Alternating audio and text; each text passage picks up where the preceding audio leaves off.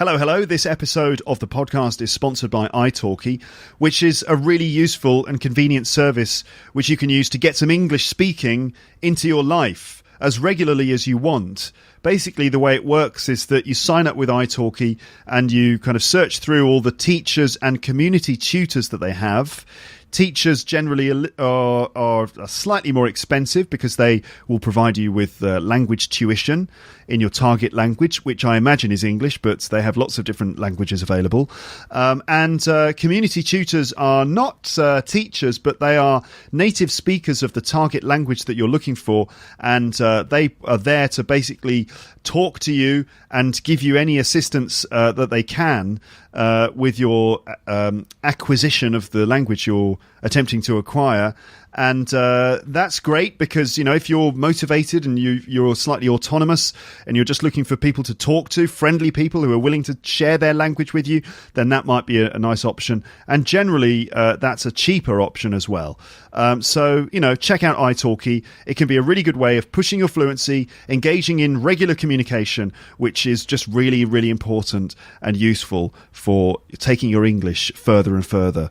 Okay, and don't forget that if you use my offer, italki will send you a voucher which is equivalent to about $10, which is worth about one lesson, I think, with some of those teachers.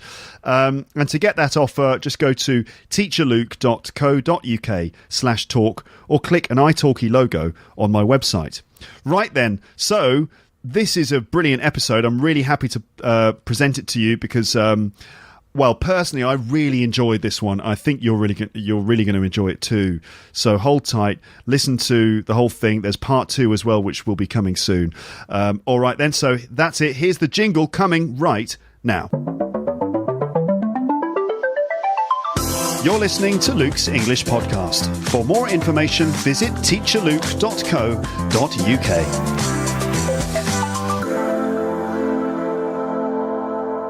Hello everyone, thank you very much for choosing to listen to this episode of my podcast. I'm particularly pleased to be able to present this episode to you. It is in fact a privilege for me to say that today on this podcast I'm talking to Professor David Crystal. I'm now going to give you a quick introduction just to make sure that you're all fully aware of the calibre of this guest and to emphasise to you just how lucky we are to have him on the podcast today. According to the Guardian newspaper, David Crystal is the world's foremost writer and lecturer on the English language. He isn't an English teacher, but he is an expert on linguistics. That's the study of language and all the issues relating to it. David Crystal has a worldwide reputation and has published something in the region of 120 books, including numerous academic reference works and encyclopedias of language, and books for the general reader covering topics such as English grammar, spelling, punctuation, accents, connections to Shakespeare, the influence of technology, and the development of language throughout history. He's currently patron of the International Association of Teachers of English as a Foreign Language, that's IATEFL, and patron of the Association for Language Learning. He's president of the Society for Editors and Proofreaders, and he's president of the UK National Literacy Association. He's also honorary vice president of both the Institute of Linguists and the Royal College of Speech and Language Therapists. He's honorary professor of linguistics at the University of Wales. And in 1995, he was on the Queen's Honours List when he was awarded the Order of the British Empire, the OBE, for services to the English language. The OBE is the second highest honour which you can receive from the Queen, the highest being the knighthood or damehood. So, he's Britain's favourite language expert, and he regularly makes appearances at literary festivals and teaching conferences. He appears on British radio and television, he writes articles for newspapers and magazines, and he researches all kinds of language-related topics. But the main thing that he does is to write books. And some of his most popular books include these titles: The Cambridge Encyclopedia of the English Language, The Oxford Illustrated Shakespeare Dictionary, The Story of English in 100 Words, You Say Potato, The Story of English Accents, written with his son Ben, Wordsmiths and Warriors, the English Language Tourist's Guide to Britain, written with his wife Hilary. Texting, The Great Debate. Pronouncing Shakespeare, The Globe Experiment, a fascinating project investigating how English was pronounced by the original actors in the Globe Theatre when Shakespeare was alive. Spell It Out, the curious, enthralling and extraordinary story of English spelling. Just a Phrase I'm Going Through, My Life in Languages, which is both his autobiography and a highly accessible introduction to the field of linguistics. And then from this year, Making Sense, the glamorous story of English grammar. Many of those titles can be purchased as ebooks from David Crystal's website, which is davidcrystal.com, or from any good bookseller. There are also audiobook versions which are read out by the man himself. David Crystal's writing is clear, entertaining, informative, and simply a pleasure to experience. The same can be said about his public speaking. I'm always impressed by his ability to take a complex academic subject like linguistics and turn it into the sort of thing that anyone can understand and enjoy. I met David once at a teaching conference where he presented Andy Johnson and me with an award for a presentation that we did. And I had a chat with him afterwards, and I was delighted to discover how down-to-earth and friendly he is. And I've always wanted to interview him for this podcast, but it's only recently that I actually plucked up the courage to ask him, and thankfully he agreed. David Crystal is nothing short of a national treasure, and I can't believe I'm talking to him on my podcast today. Right, so I think you get the idea now. He's kind of a big deal for anyone interested in language and language teaching. And so, without further introduction, here is my conversation about language with Professor David Crystal. Hello, we're talking about language. Sit down, let's have a chat. A bit of a chat, sir. A bit of a chat, yes, Doctor, just a bit of a chat. What about, sir? About English as a global language. this is a conversation. Yes. I would like to talk to you. Okay, let's talk. Let's have a quick conversation, huh? What do you think? That's what we're going to do. Well, wait, baby, let's go. We're going to have a good time. We're going to have a Conversation. About language. So, hello, David Crystal. Well, good day to you. First of all, I would just like to say that I'm delighted to have you on my podcast, and I'm sure that so are my listeners who are all over the world. There are so many things that I could ask you. I have a list of questions here, which I'm going to fire at you, if that's okay. Yeah, that's fine. Okay. Some of these questions are mine. Some of them come from my listeners. And we're going to start with some of mine. And so my first question is about one of your most recent books. You wrote a book which was published earlier this year called Making Sense, the Glamorous Story of English Grammar. So my question is, perhaps rather predictably, is grammar really glamorous? Yes, it was a bit of a daring subtitle, wasn't it? But it was very deliberate and very true to life. I mean, what people don't realise is that the word grammar and the word glamour actually have the same etymological origin. You know, once upon a time they were the same word, and because grammar was felt to be something done by the learned people who knew how to write, and writing was itself a bit of a magical kind of thing. You know, it developed all sorts of glamorous associations, and then the two words split in meaning. The way people think about grammar traditionally doesn't seem glamorous at all. I mean, when I was in school, the way I was taught grammar was very unglamorous, and I found it boring, just like most other people did. If you think of grammar as something that you take a sentence and you parse the sentence into its parts, you know, this is a subject and that is a verb and that is an object, and you have to know the name of all the parts of speech, and you have to know what a preposition is, and you have to know what a conjunction is, and so on, and that's it. Just naming the parts. Then it's not glamorous. That's deadly. That's dull. Grammar is not. That's not grammar. That's where grammar might start, but it's certainly not where grammar finishes. You know, the analogy I like to use, Luke, is with if you're learning to drive, okay? So you go to your driving instructor or the driving test man, and you're taught this. You say that is a brake, that is an accelerator, That is the indicator. Push it up, left, and you go left. Push it down, right, and you go right. And you go learn all the parts of the motor car and so on. And at the end of it, he says, do you know all those parts? I'm going to test you now. Get them all right. Yeah, you've got them all right. Good. Now you know how to drive. And of course, it's absurd, isn't it? Yeah. Because knowing how to drive means 1,000 other things than simply knowing the parts. Apart from anything else, you want to know where you want to drive to and why you want a car in the first place and what's so exciting about driving anyway. And it's exactly the same with grammar.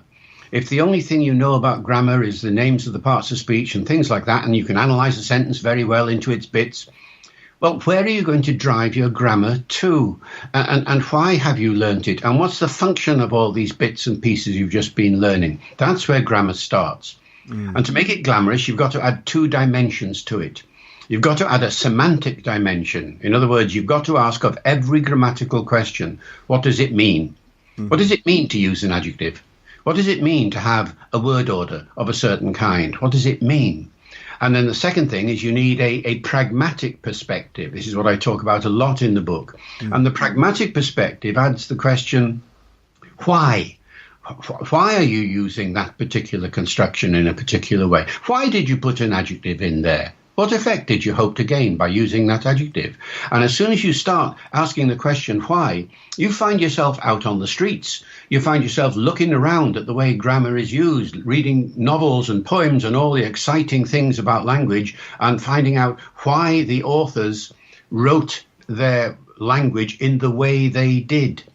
Why did they use an active construction instead of a passive one? Why did they use a singular instead of a plural? Why did they put the thing in that particular tense rather than that particular tense? And as soon as you start exploring that kind of thing, you get sucked into the real world of language, and that's where the glamour lies. I see. Okay. In my experience, a lot of learners of English as a second language feel a bit bored or intimidated by grammar, which leads some teachers out there to say things like that you can learn English without grammar, that you can learn English without thinking, and so on. Do you think it's possible to learn English as a second language without studying the grammar? Well, it depends if you start early enough, I suppose, because if you take the analogy of first language acquisition, all the children that learn English, or any other language for that matter, do so instinctively, naturally, without consciously knowing the grammar that eventually drives the whole learning process along. A distinction has to be made between knowing grammar and knowing about grammar. Right. And that's the important thing, I think. You can certainly learn any language without knowing about the grammar of that language, or about anything else for that matter, the pronunciation or the vocabulary or anything.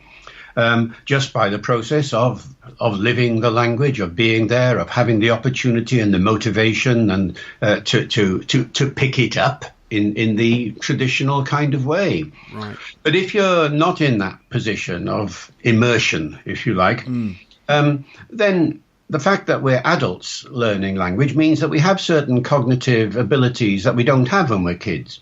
Certain strategies for learning, certain types of memory skill and all the rest of it, which we can bring to bear on the learning acquisition process.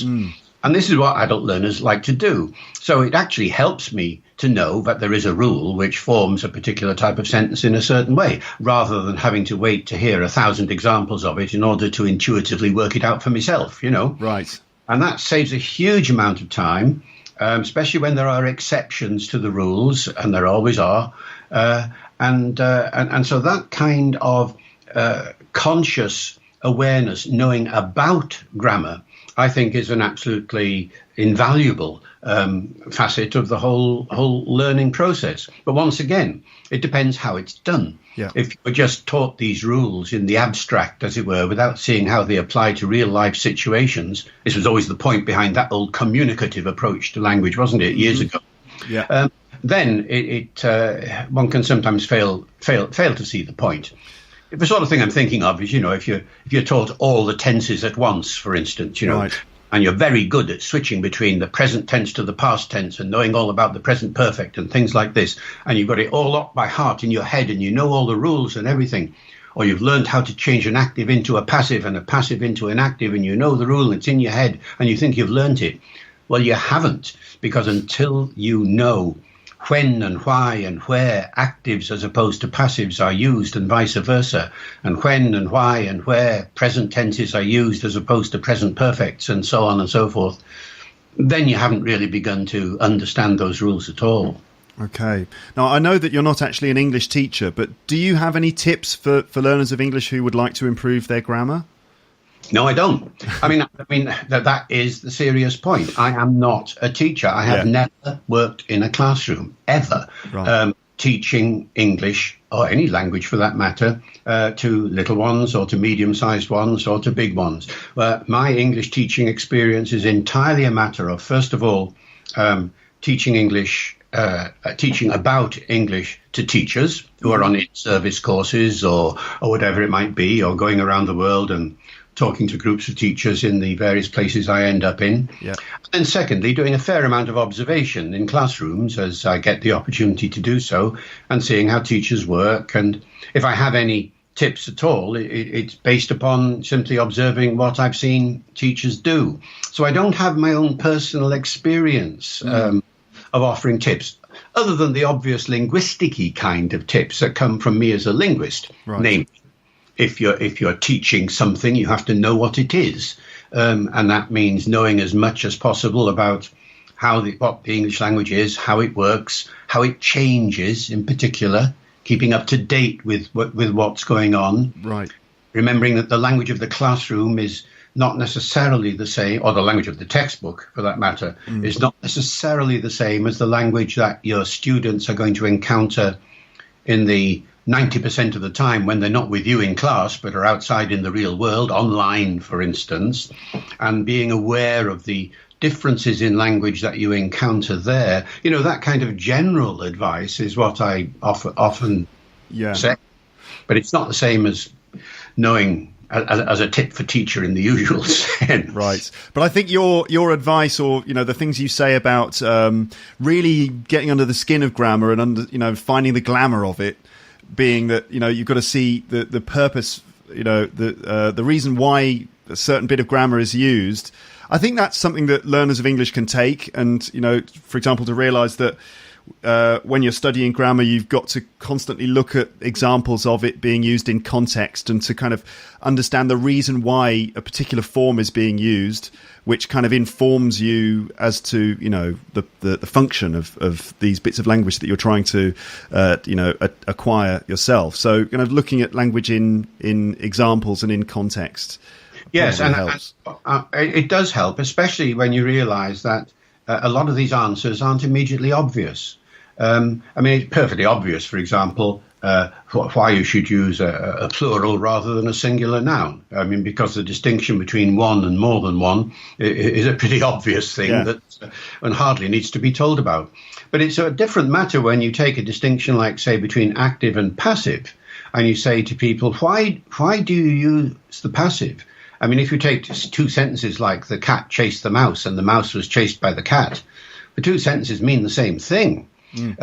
And so why have both, you see?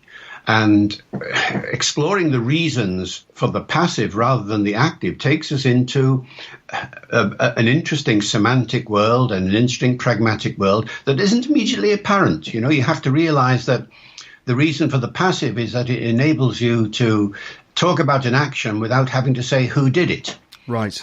So you can say the mouse was chased, full stop. Yeah. You have to say by the cat. And that's the main distinction. And so the next question is, what are the circumstances in real life where you want to say that something happened without wanting to say who did it?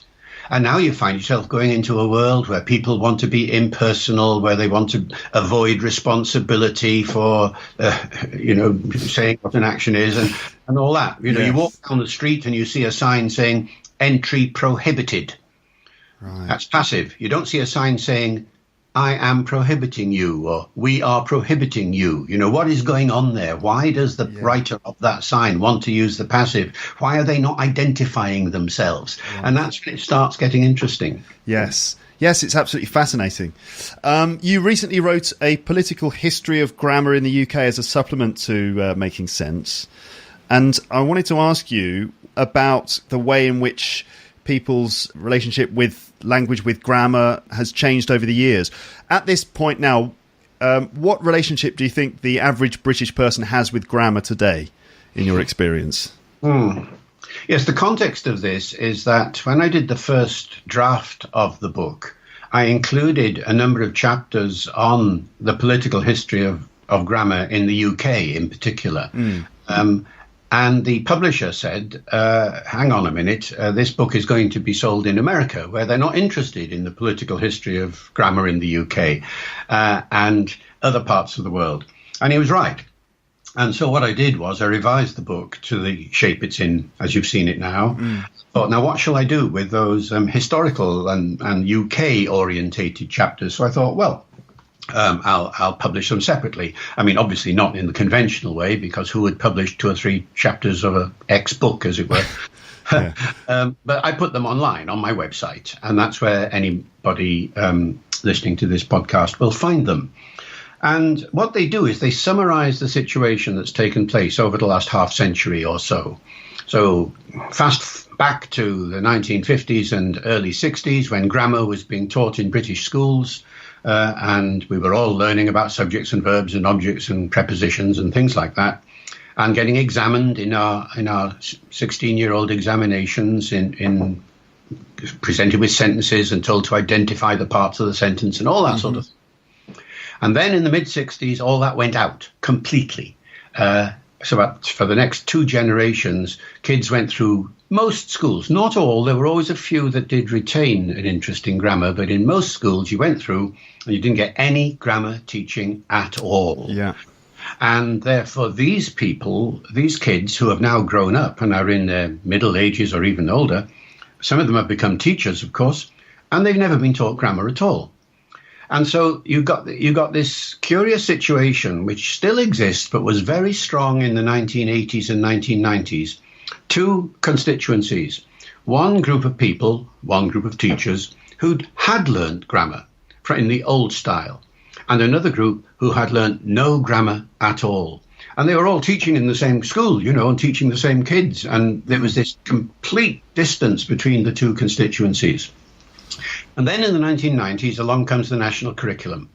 And by that point, people felt that, the powers that be felt that the pendulum had swung too far, that the baby, if you like, had been thrown out with the bathwater.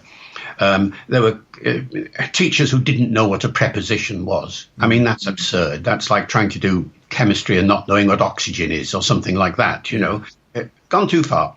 So the curriculum decided to bring back in a language awareness program, which it did very successfully, and started to introduce a modicum of grammar back into the curriculum. The problem was, of course, that there were hardly any teachers around who knew how to teach it. And this was always the problem with the curriculum. I used to spend hundreds of hours in the 1990s doing in-service courses for teachers all over the place, doing basic grammar, really. Yeah. And that's why I wrote a little book called Rediscover Grammar back in the late 80s, to try and meet the need of teachers who knew that grammar was there because they were being reminded about it by their older generation of teachers who had done it, you see. Yeah. And yet they had no inkling of how to set about it. Now, fast forward to the present decade, and grammar is now back with a vengeance at primary school level.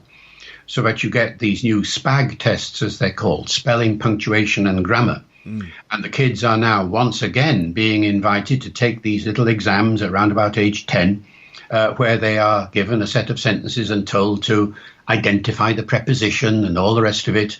The clock is, in a sense, been turned back 50 years by this kind of approach, simply because the insights into grammar that had developed in the early days of the national curriculum, that language awareness project, the semantics, the pragmatics and all of that, are simply not there. It's naming of parts once again. And that's why an awful lot of teachers at the moment are feeling very unhappy about the way these kids are being subjected to what is a rather mechanical analysis of sentences. Nice. But at the moment, anyway, you get these 3 audiences now you see out there. the old style, the very old people now, most of us are in our sort of 60s, 70s or older, who remember the old days. The middle generation, some of whom know a lot about grammar now, thanks to the new approaches, and some of whom are still a bit uncertain about it. And then the modern generation, for whom grammar is back, definitely, and they're really having to get to terms with it, because otherwise they won't be able to meet the needs of the exams. Yeah, most of my friends don't really know anything about grammar, I remember when I first did my first training course to become an English teacher, I didn't know anything about grammar either, which was kind of embarrassing. And I remember the first day, we had to do a little test, and the test included questions like what's a noun and what's a verb and what's an adjective. And I'm ashamed to say that I didn't know the answer to some of the questions. So it's embarrassing that people don't know things like basic stuff like the parts of speech, but yes, it's interesting the way that grammar comes in and out and in the different ways and things like that. Now, I was recently having a conversation about language with a couple of friends on this podcast, and we arrived at several questions that we couldn't really answer, and I thought that you might be able to help. So my first question is fairly long, but it goes like this.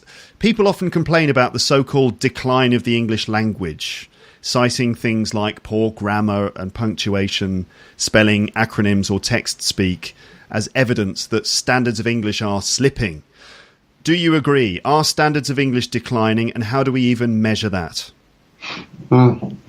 And the date of that particular question is 2017, is it? That's right. Yeah. Yes, because you see, exactly that kind of question has been asked 20 years ago, 40 years ago, 60 years ago, 100 years ago, and so on. If you hadn't told me it was 2017, I would have said it was 1921. In my grammar book that you mentioned earlier, I actually refer to some of the comments that were being made in the 1920s, heck, in the 1860s even, with Henry Alford's The Queen's English, where they say exactly this. The English language is in a state of terminal decline. Nobody knows grammar anymore. And you get exactly the same sort of thing. So I deduce from that this is a malaise that is always present. It applies, by the way, not just to grammar, but also to spelling and punctuation and to pronunciation and indeed to politeness, discourse politeness and things like that, to every aspect of language. But grammar tends to get more mentions than anything else. And the reason is probably because there isn't so much of it. Or let me put it this way, you can complain about vocabulary, but there are tens of thousands of words that you can complain about or worry about. It's huge vocabulary. Grammar is not so big. It's just 3,000 or so basic points of grammar that you've got to master in order to be a reasonably competent speaker of English. Yeah. And so you feel that if you can't manage that, then something really serious is happening. So that's the general background to it. There's nothing new about this kind of complaint. What is new, of course, is the way in which people look to certain contemporary examples in order to justify their complaint. So in the 1860s, for instance, the main complaint says it's all the fault of the Americans, you see. Americans are now using the language disgustingly, and that's why English is deteriorating. Now, today, in the example you've just mentioned, the poor old internet gets an awful lot of the blame, and in particular things like text messaging and tweeting and the short messaging services.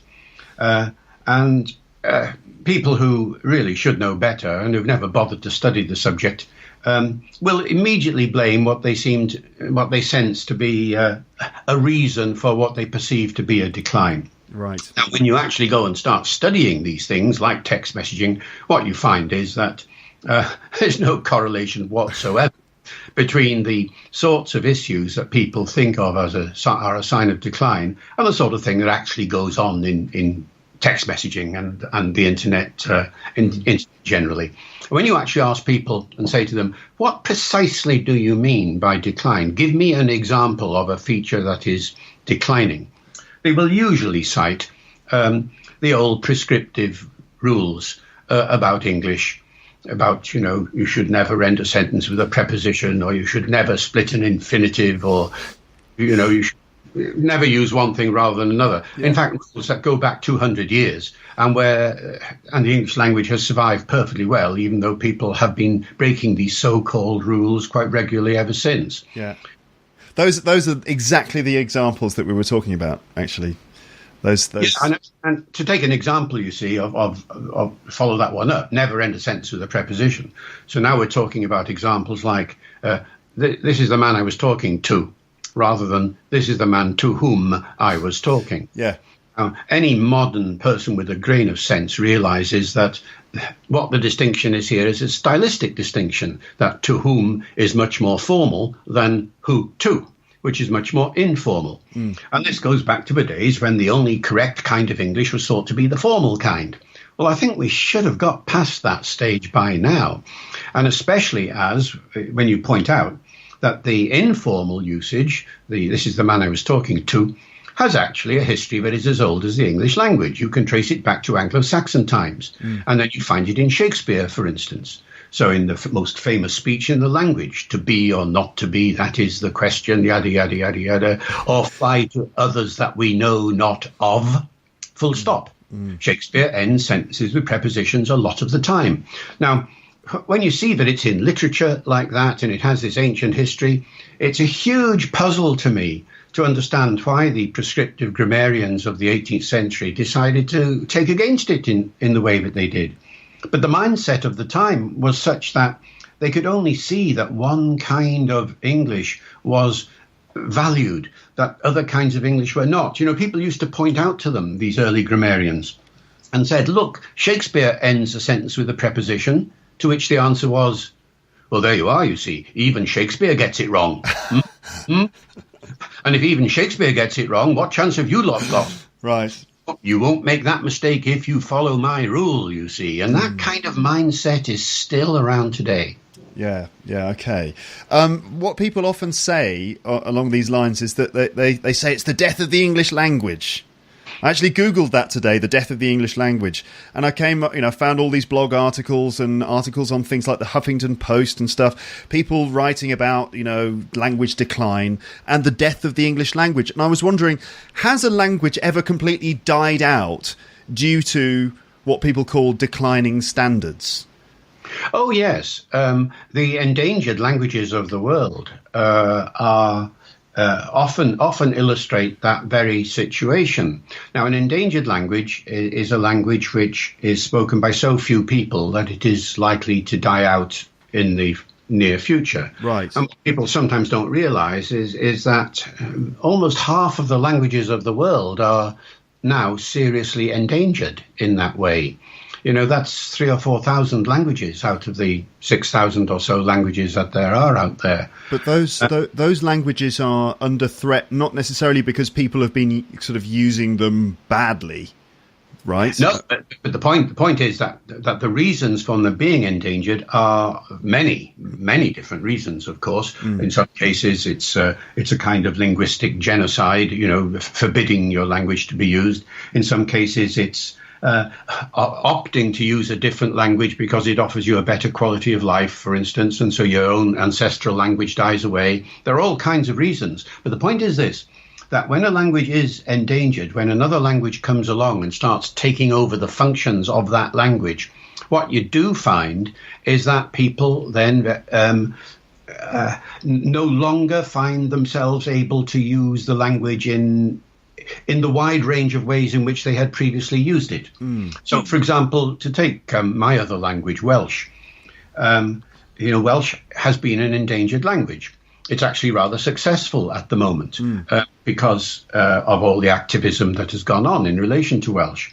But a few years ago, when people were studying the Welsh in its state of decline, as it was at the time, what they found was not simply that English was taking over, but that some of the rules of the Welsh language were no longer being used by fluent Welsh speakers who had found themselves influenced by English and maybe by other circumstances, and the language and some of those old rules, which are classical Welsh, were no longer being used in the way that they used to be.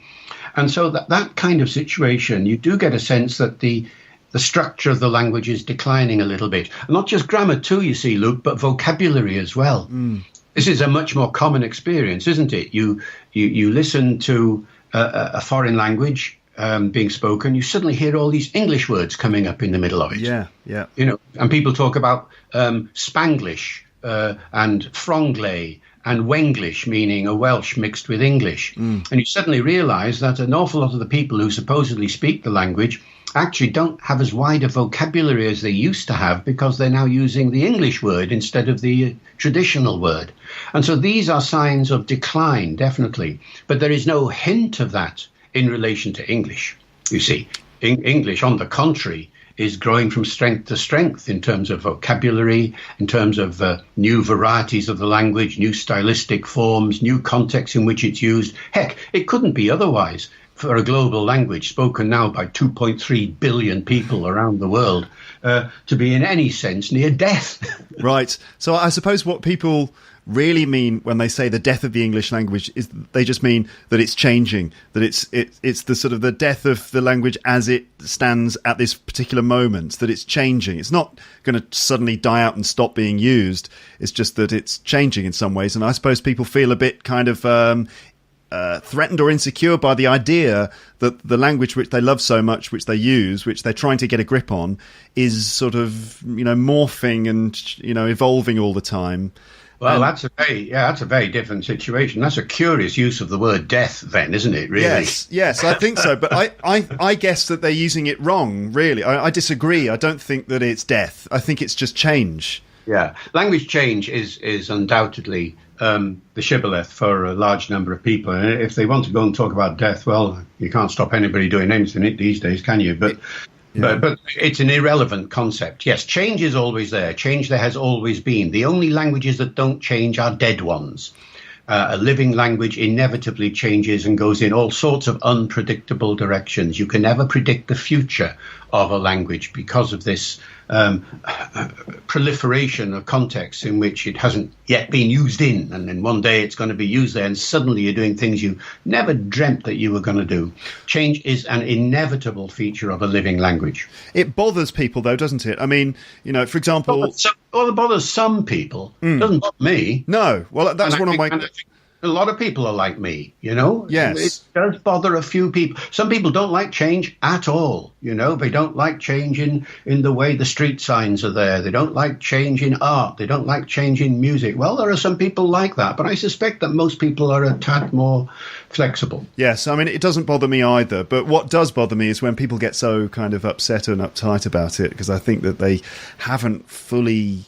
Well, I suppose, you know, they haven't really studied the linguistics, so they haven't got to the point where they sort of realise the way that the whole process works or something.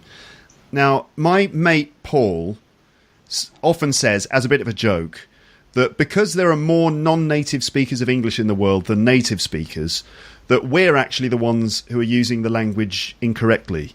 For example, because more Chinese people pronounce some English words in a certain way, it's actually the native speakers who are pronouncing those words wrong.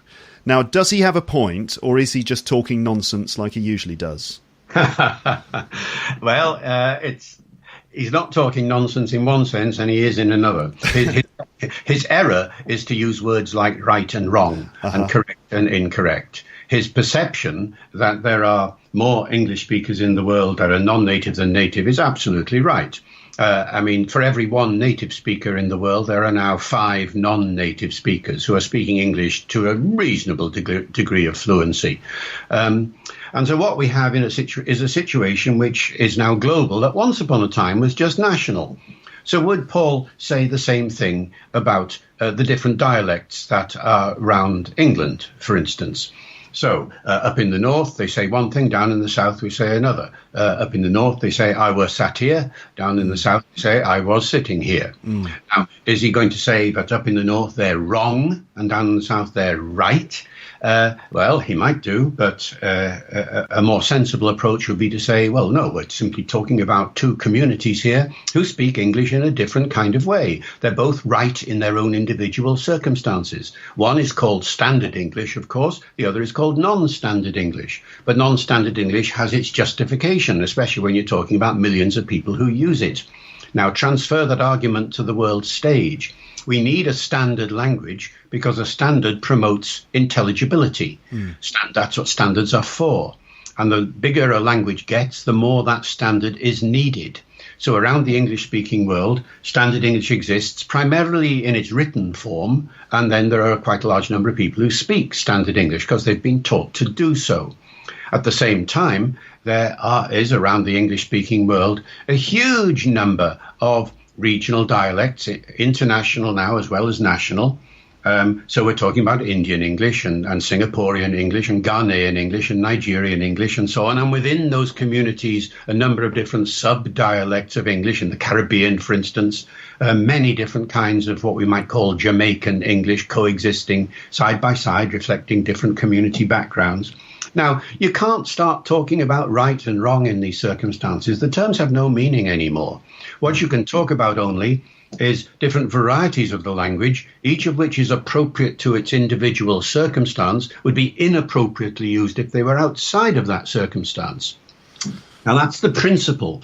Now, when you start looking at individual cases, like a foreign learner who is, breaking one of the rules of standard English for whatever reason, either because they haven't learnt it right or more usually because that is the way it's developed in their part of the world, then you've got an interesting transitional situation. So let's take the obvious cases first, British English and American English.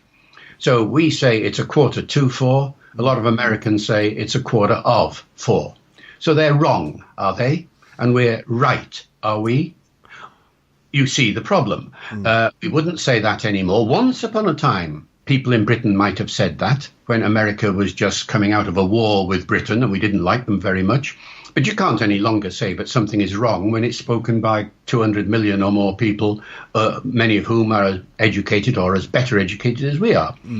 Now, let's go around the English-speaking world and look at the way new usages are developing, reflecting the way in which the language has evolved in those particular countries. If we now go to China and we find that the vast majority of people who have learned English fluently now in China, I'm not talking about early learning, I'm talking about fluent speakers of English in China, have all developed a particular usage that you would want to call Chinese English, if you like, or a feature of Chinese English. That's just like saying it's the equivalent of quarter of 4.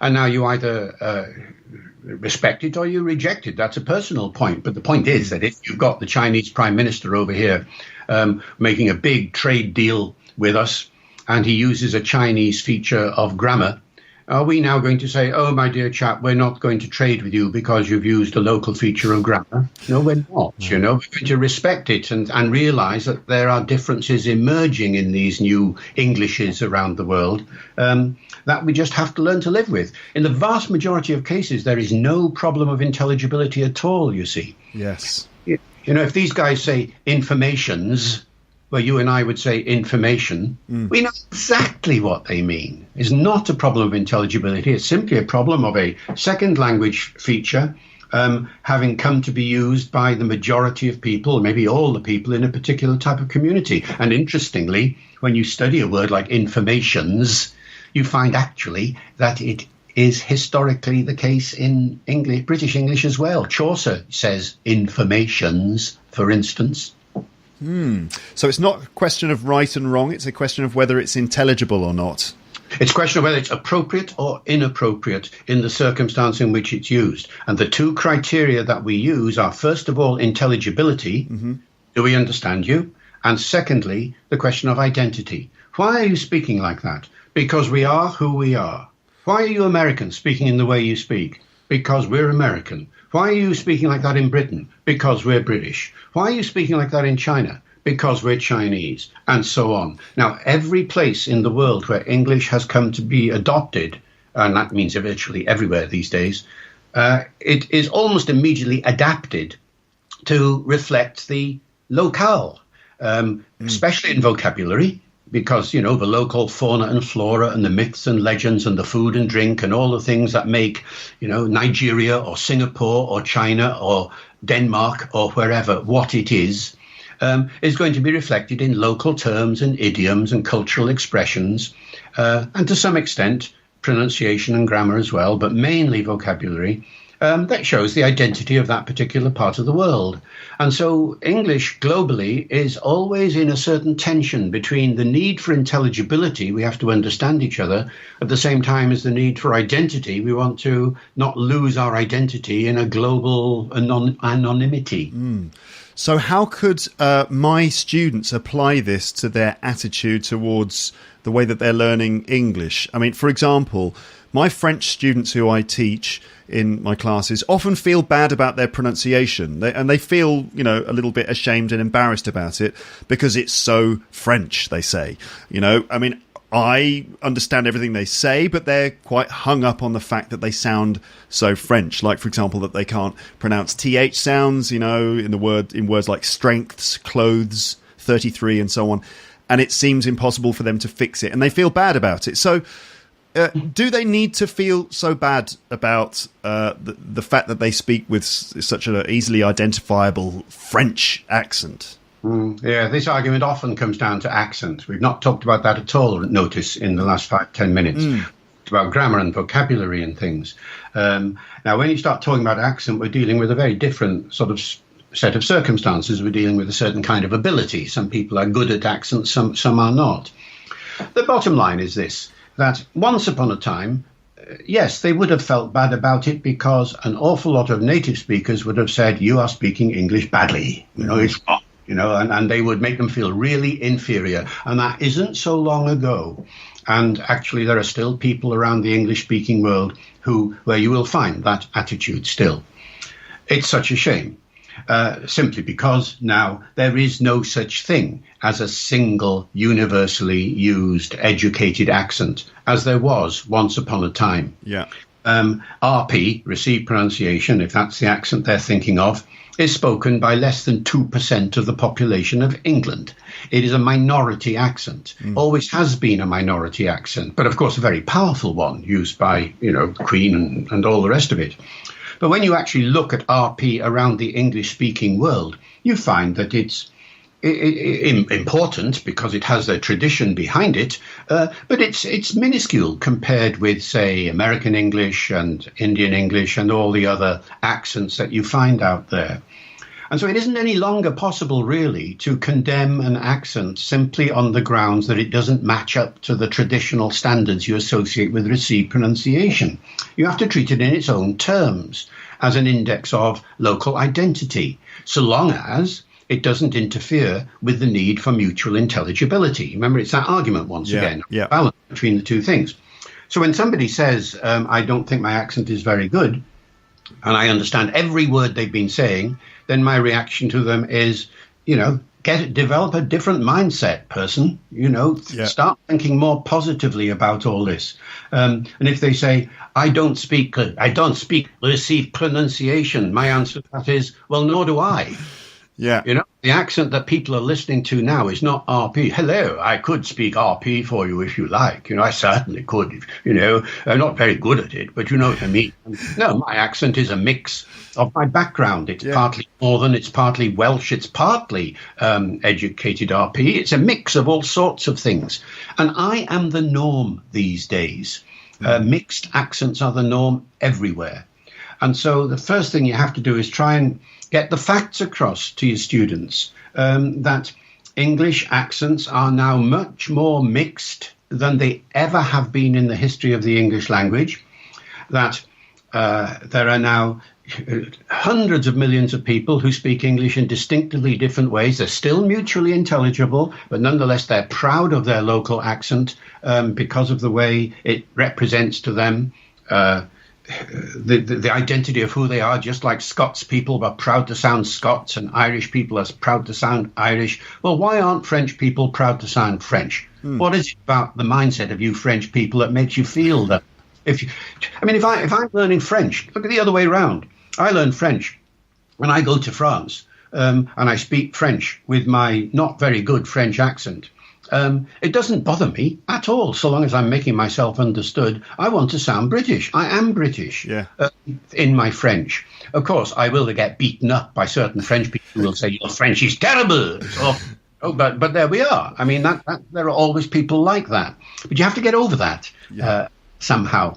And one of the ways of getting over it in the teaching context is to make sure that there is a clear distinction in the classroom between comprehension and production. Listening comprehension is one thing, production is another. When we teach a language, we will teach because of the tradition, because of the textbooks available, because of our own teaching method, because of the exam boards, we'll teach a particular accent, usually say RP in this case. For production point of view. From a listening comprehension point of view, the main job of the teacher is to make sure that students are exposed to as wide a variety of different accents as possible in the real world. Otherwise, we're doing them no service. If they leave our classroom and think that the only accent they're ever going to hear is the one they speak, they are going to get into serious trouble. And they have to have, right from the very beginning, I would say, by the way, this is not a kind of advanced thing. Lesson 1, year 1, month 1. Let them hear whatever the sentence is that you've been teaching them. Hello, how are you? Or something like that. Let them hear that in as wide a range of different accents as possible, so that they develop a sense that, some people say, how are you? And some people say, how are you? And all the rest of it. And then they're developing this awareness of diversity, which inevitably, I think, will help to change their mindset. Yeah, I'm very glad to hear that because of two reasons. One is that my students can now feel a little bit, well, they should, I guess, feel a bit more proud about their version of English as long as it's intelligible and appropriate. And the second thing is that I can have fun exploring different accents in my classes. And it's easier to do these days, Luke, than it ever used to be. Once upon a time, how would you have explored accents in class? Oh, probably, I don't know. Yeah, but now, dead easy, because the internet is there. Yeah. And every accent that I know of is available on the internet somewhere or other. There's a huge archive of English accents at a centre in the United States, for instance, run by a guy called Paul Meyer, Meier. And you can log into that and click on, I want to hear an example of Indian English, I want to hear an example of, Midwest American English or whatever it is. And you hear all these accents out there. It's wonderful. Hello, everyone. I'm stopping the interview right there. That's the end of part 1. The conversation will continue in part 2, where you'll hear me asking some questions sent in by listeners. And there were some really great questions, including things about predictions about English in the future, the role of artificial intelligence in language learning, the impact of Brexit on English in the world, and the way that Donald Trump and Barack Obama use English. So you can expect those points to be raised in part 2. I hope that you're enjoying listening to this and that you're able to follow some of the slightly complex points being made. David gave so many really interesting answers and made some very important and useful points, and he continues to do that in part 2. About the way that David Crystal speaks, I think that he speaks very clearly with that slightly Welsh or Scouse twang in his voice. Scouse means basically from Liverpool. He lives in Holyhead in northern Wales, which is not far from Liverpool, and he used to live in Liverpool for a while when he was a child, which probably accounts for the slight accent that he has, if you noticed that. As he said, his accent is a mix of different things caused by the time that he's spent living in different places and interacting with different people. RP speakers in the southeast, locals in Wales and Liverpool and things like that. And it all contributes to the way that he speaks. He also happens to be very articulate, and I really admire the way that he expresses his thoughts about complicated things so clearly. And I hope that you agree that we really are rather lucky to have David Crystal on the podcast. And I think it's worth listening to this episode and the next one several times so that you can really absorb everything that he's saying, because he really does know what he's talking about, and there's a lot of knowledge there. I think that I should do a follow-up episode to this and to part 2 in which I just restate the main points that he made just to kind of consolidate it all. And I do plan to do that. I could also talk about some of the questions which I didn't have a chance to ask David. I also hope that you notice that David Crystal helped to clear up some of the things that I was discussing with Amber and Paul in episode 452. And I should go over those things again if I do a follow-up episode, just to make it all completely crystal clear. Pun intended there. I totally intended to make that joke, and I think that you should know that that's a brilliant joke to make everything crystal clear. It's obviously an amazing joke which nobody has ever made before, and this is sarcasm now, but it also isn't. Anyway, don't forget to check out davidcrystal.com for all of his work, his blog, videos of him speaking publicly, and more information, including the opportunity to send him a message if you want to. I strongly recommend getting at least one of his books, which, and you know, most of them should be available from any good bookseller. You could, for example, try his recent book, Making Sense, The Glamorous Story of English Grammar. And don't forget also that you can get audiobook versions of his work. For example, I listened to, and I've said this before, I've told you this before, I listened to You Say Potato, which is the one about accents in the UK. And I actually think the audiobook is better than the printed book because you can actually hear his son Ben doing all the accents. You could get that as part of a trial with Audible. And remember, I have that deal with Audible. You can get a free audiobook if you go to audibletrial.com/teacherluke. Audible Trial, that's spelled AUDIBLETRIAL, audibletrial.com/teacherluke, or click an Audible logo on my site. They've got lots of David Crystal's work there. So you could start a trial with Audible, download your audiobook, any audiobook you want, listen to it using the Audible app on your phone, and then you can cancel the membership within 30 days and not pay anything. Or you could continue your membership for about $15 per month and get another free book next month and another one after that and so on. You could consume a new audiobook every month if you want to. Or you cancel your membership within 30 days and you don't pay anything, but you keep your first audiobook free. That's not bad. So anyway, this is the end of part 1, and part 2 should be available for you very soon, and you can hear David answering. Yes, that's not a difficult word, answering. It's got a silent letter in it. Where's the silent letter in answering? Of course, it's the W. So it's not answering. No, answering. Yeah, I could normally say that word fine, but, stuff happens sometimes, doesn't it? Yes, stuff happens. Yes, it does. Anyway, in part 2, you'll be able to hear David answering questions from listeners, and that's brilliant because the questions were very diverse and David Crystal answers them, and I don't really need to say anything else, do I? David Crystal, the world's best man, the world's leading linguist, answering questions from the listeners. It's wonderful stuff. I still can't believe that I spoke to him on the podcast.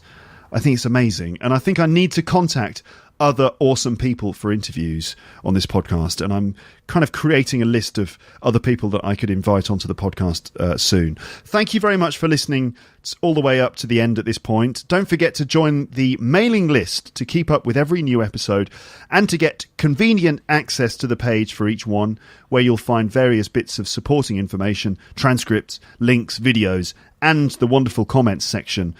Just visit teacherluke.co.uk and just pop your email address into the subscription form, and Bob's your uncle.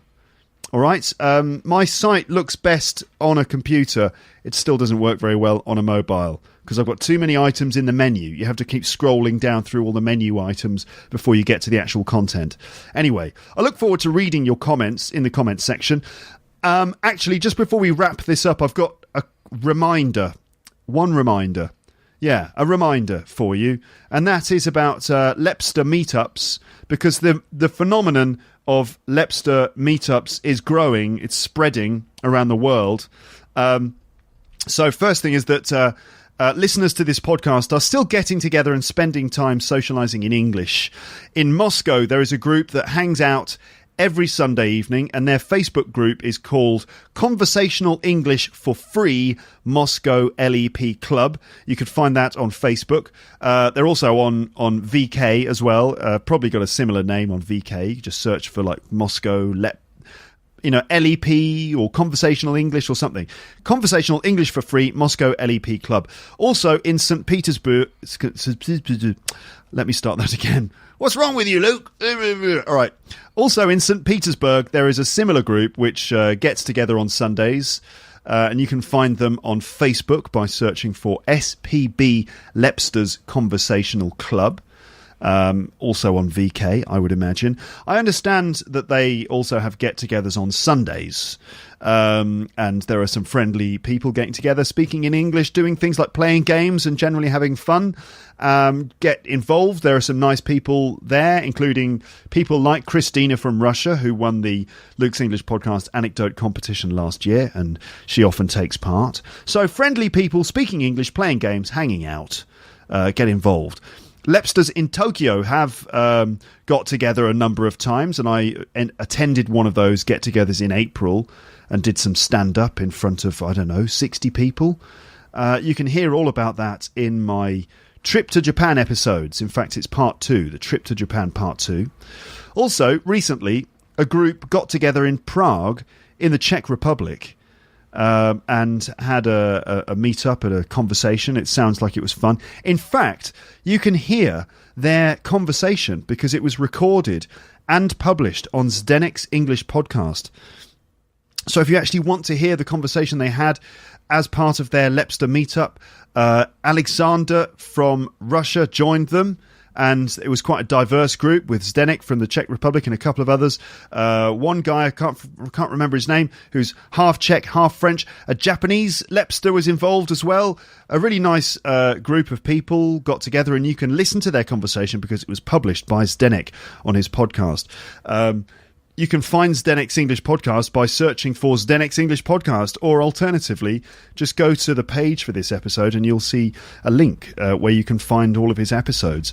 Again, I'm very flattered because they talked mainly about Luke's English Podcast, including their favourite episodes and the stuff they liked about it in the first episode they ever listened to. But also, shock horror, they discussed their least favourite or worst episodes of the podcast, which was kind of interesting for me to listen to. So check that out.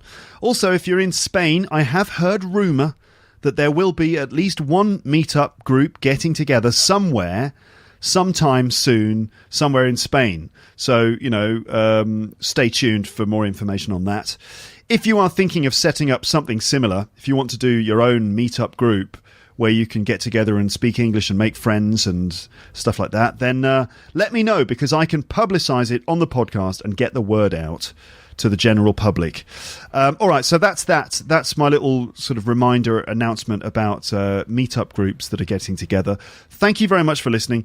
I'll speak to you again in part 2, which will be coming soon. But for now, it's time to say goodbye. Bye, bye, bye, bye, bye, bye. Thanks for listening to Luke's English Podcast. For more information, visit teacherluke.co.uk.